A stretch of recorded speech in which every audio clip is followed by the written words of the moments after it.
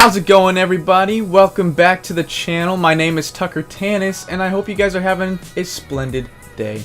Well, today I'm talking to all those beginner FPV pilots out there. All the people who may have just gotten into the hobby or may not know where to start. And, well, today I think I might just have the answer. We got 8 things we're going to be talking about. 8 things that can help you get to number 1. Okay? So let's get on with it. Number 8. Okay? We got number 8. We got the sims. You got Freerider, you got Velocidrones, or you got Liftoff.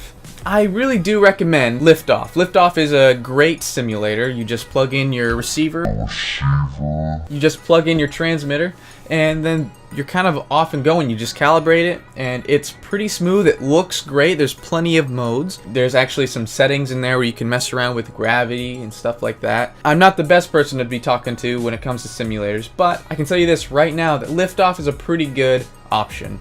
And Velocidrone, I also heard some pretty good things about. I don't know much about it. I haven't tried it. Mr. Steele's talked a lot about that one. I think he said some good things about that one.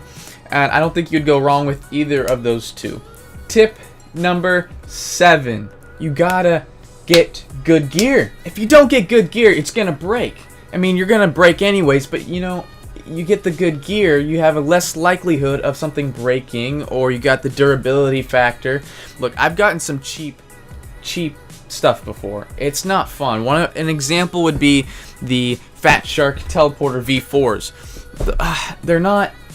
It's not great. Okay, the problem with those is the field of view is so small. I mean, it worked for a while, but it was never great. As soon as I got the HDOs, my piloting skills went skyrocketing. It went boom, went way up. So that's just an example of cheap gear, because I got these probably for about like $150. I think I got them for. They're not perfect by any means. They got me going, they got me in the air, but if I had to recommend getting good gear, you got to get good gear. If you don't get good gear, you're gonna suck. Don't suck. Get good gear. Alright? Get good gear. We got number 6. Number 6 has to do with eyewear, your goggles, your FPV screen, your whatever you're using to fly. This kind of goes hand in hand with the other one, but basically what I'm trying to drive the point here is don't get cheap goggles. Don't get cheap goggles. Like I said, with the Fat Sharks, they didn't last long for me. Until I got those HDOs, and those HDOs really got me going. They're tremendously good. Maybe a screen is a good option, or a screen that you can put into like a goggle headset or something. Just make sure you guys get good eyewear. You need good visuals if you want to fly well. A small FOV is not going to be very accommodating to your piloting skills at all. So get a good. Now, the problem is it can be expensive. It can be really expensive, and I don't think there's any good any way around that except for maybe buying used on like eBay from a good seller. Some goggles I probably would recommend are the Omway Commander V1s. Those are, I think, retailing now for like $300. That's a pretty good deal. I think it's like 32 degrees of field of view. It is a 16:9 image, and so you're not getting that 4:3 square, which to me is kind of sad. 4:3 is like the perfect.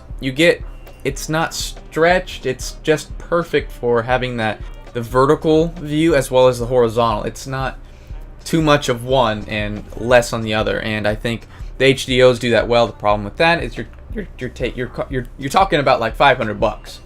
$500 is a lot of money. I forked that $500 out and it paid off. But there are plenty of goggle options out there, but you have to do your research and don't get cheap eyewear. You gotta know who Road Riot is. If you don't know who Road Riot is, you don't know how to FPV. If you don't know how to FPV, you can't fly. You can't do any of that. You gotta know who Road Riot is. They're the best guys. They're the cool guys. They're the ones you want to watch. They're the ones you want to aspire towards. Okay? You cannot go out unknowing who Rotor Riot is. We talked about Rotor Riot. You got Ladrib. You got Mr. Steel. Are you dead? Sorry, Mr. Steel. I wish you were still there. You're still one of my favorite pilots. Stinger Swarm. You got Bot Grinder. You got all these people coming together, and they're like the cool kids on the block. They're the cool kids. They just did a Rotor Riot rampage.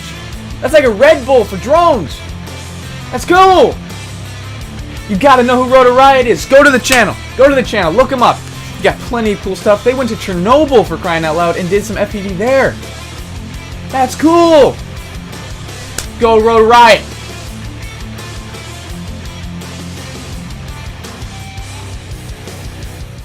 After you guys have gone to Rotor Riot, it's time for tip number 4, and that is, don't be afraid to ask questions. And the best place to ask questions is the Facebook page of Rotor Riot Community. Bunch of people saying FPV's dead. No, that's not what it's about here. You can get plenty of good questions answered on the FPV page of Rotor Riot Community. You can join it. People will accept you, and if, of course, the admins say it's okay. The problem here with the FPV community that I've noticed recently is there's a lot of weird kind of negativity going around on that page, and I don't understand why. I just don't get it. It's very strange.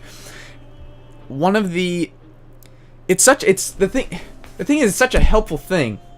It's such a helpful thing to have people who know what they're doing, and then ask those people who know what they're doing to help you get going up in the air if you're having issues with your quad or your setup or whatever. It could be anything.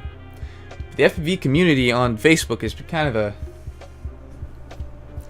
it's been annoying. I love the community, and I love that page, and there's plenty of cool people on there, but sometimes you just cannot let the people who are being negative get to you. That's tip number 4. Don't be afraid to ask questions, especially on the Facebook page of Rotor Riot Community, and don't get negative thoughts from these other people on the Rotor Riot Community page. I just don't understand why it's there in the first place. Why people would be asking FPV is dead. FPV is only dead in your heart. Don't let FPV be dead in your heart. Don't be afraid to ask questions either. Number 3, Joshua Bardwell. He is your friend. Man, Joshua Bardwell, he's my guy. He knows what I need to know. Just about every time I had a question that I needed an answer, it seemed like he just, boom, made a video about it, and I was like, oh, he helped me out. He helped me out. Now, go to Joshua Bardwell's YouTube, and he has a bunch of stuff where he talks about building a cheap, maybe not necessarily cheap, but a good first FPV drone. Talks about parts, reviews on parts, goggles. So if you guys really want to know what some good goggles are, you can probably look on his page. He has plenty. And I just love the guy. He's so smart in his brain. So smart. You can see it. It's the glasses. You know what it is? It's the glasses. It makes him smart. If I took those away. Now, Joshua Bardwell. Heart to heart real quick, okay? FPV pilot to another pilot, well, if you will. I want you to look at me in the eyes, okay? You still haven't answered a question that I need answered. Why does my TBS Unify Pro keep going to 25 milliwatts even though I change it on the OSD? I don't know what's going on. Help me, JB. You gotta help me. I don't know what's going on. And I know you've mentioned it in one of your live streams before, but no. There needs to be a dedicated video to it, and I expect the best. And I really mean it, Joshua. And number 2, you gotta watch your vlogs. You gotta watch your vlogs. You got Ladrib, you got Stinger Swarm, you even got Bot Grinder, who does just vlogs on like almost the daily. You got plenty of FPV vlog content, which is great, so you get to see into these guys' pro pilot lives, see what's behind the scenes at Rotor Riot usually, because you got Ladrib, and you got Mr. Steel doing their vlogs, and you got Stinger Swarm, and they're just good pilots. They just throw footage. They just throw great piloting footage right there in the vlogs, and you're like, wow, this is great.